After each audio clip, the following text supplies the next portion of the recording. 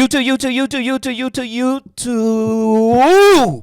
What's poppin'? We back in the lab. And guess what?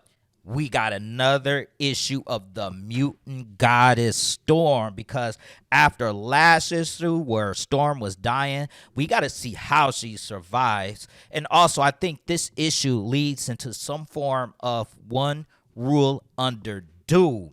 So, how the chapter kicks off with Dr. Voodoo Research Lab, where Dr. Voodoo tells Storm she is dying, which is obvious from the last chapter we covered. But he expands on it by telling her that he is a necromancer that can see death sprites. These are creatures that can sense death coming for the life force of a person in the superior business. It is not rare to see death sprites, but you will see death sprites with the power that they wield. They normally get pushed further down than normal people because they are superheroes and they deal with death on a daily basis. But for Storm, who he made a deal for with the H spirit not to just remove the radiation poisoning from her cells, but also all illnesses from her body, which is insane because as of right now, Storm is the healthiest person in the universe, but she still has the biggest death sprites that Dr. Voodoo has ever seen. In exchange for healing Storm, she cannot use her mutant abilities for 7 days, but the language is what is most important. He never said that she does not have her mutant abilities. It's the dark spirit Egun. He wants Storm not to use her powers. He never took it away. She just can't use it. So if she uses it, there's probably some real repercussions coming if she uses her powers. And even Dr. Voodoo made it clear that she might not be able to use her magical abilities. So he made the choice for her mutant powers because she would have to lose 7 organs or 7 decades of memory loss. And who the heck want to lose 7 decades of memory loss? Because that is crazy. But she thanks Voodoo for his help and says that death won't stop her from her destiny. We are at Haven's house where Wolverine smells Nimrod. Rogue asks if he's sure that it's Nimrod. Wolverine, who pops out his call, just asks her about dotting him. He tells Rogue that he is in the house, which is Nimrod. Rogue just takes off without warning while the other discuss the plan of attack. Rogue screams to get away from the kids, but is surprised that it was Storm that was at the house with a smile. Storm says that she will stay away from the kids, but if they are as precious as Rogue says they are, it will be hard for her to stay away. Rogue hugs Storm, asks her why she didn't call, but Storm did call Remy, which is aka Gambit, and wanted it to be a surprise. Storm has lived different lives as different people, but one thing she'll always be is an X-Men, even if she doesn't want to admit it to herself. In this era of life, she would rather have the X-Men by her side than face the challenges ahead as a lone. Amid friends, she is happy. She is safe. Truthfully, I love the camaraderie that the X-Men had for years of the hardship they have faced together. It is amazing to see. So it is no surprise that she feels at home and safe with them. We then see Wolverine and Storm training with her not using her powers. Storm tells Wolverine he's gone soft. She then tries to kick him, but he blocks it, throws her to the ground, and tells her she's as soft as a feather. We see them training. We get into day 3 to day 4 to day 5. So they're just giving us the timeline of their training. And this is when Logan says that Aurora Storm shouldn't even get up because this isn't training anymore. She is catching a whole beat down, and that will it will be from here on out.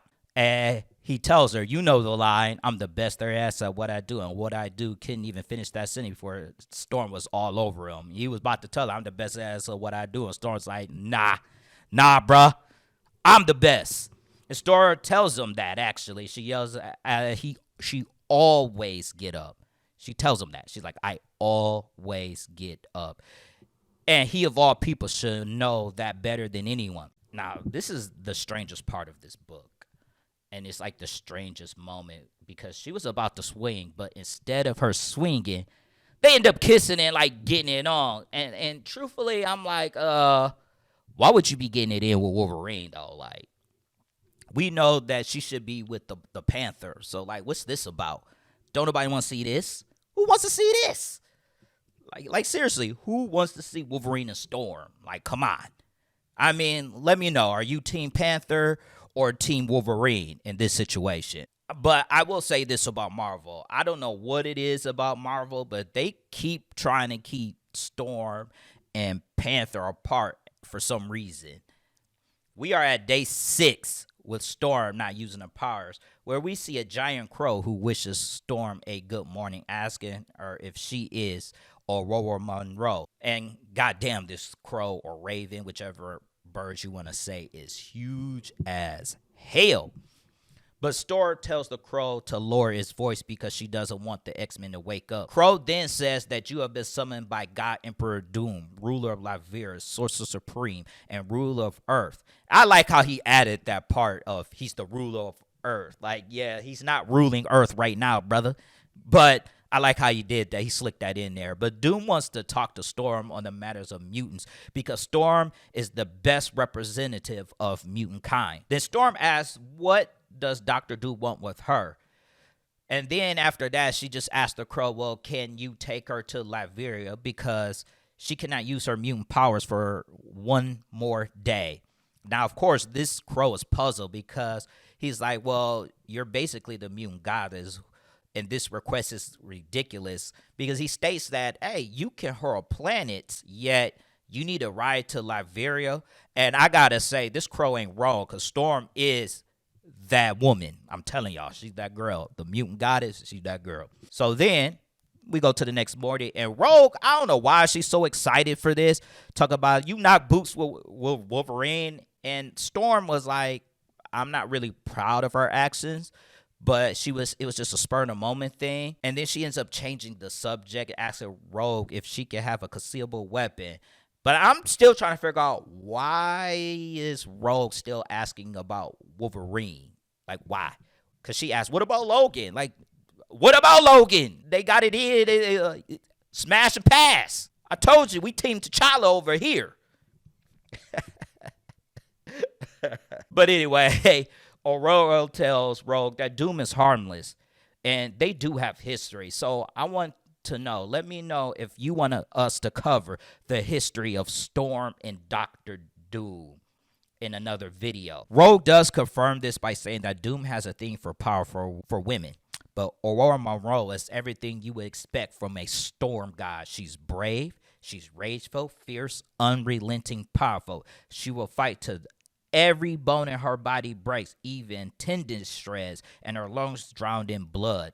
But when it comes to the matter of their heart, she's just like you and me, human, because she basically tells Logan, I'm sorry about that. And with her departure from her friends and her old lover, through invisible to uninitiated, her desperate return, signaling dangerous events ahead.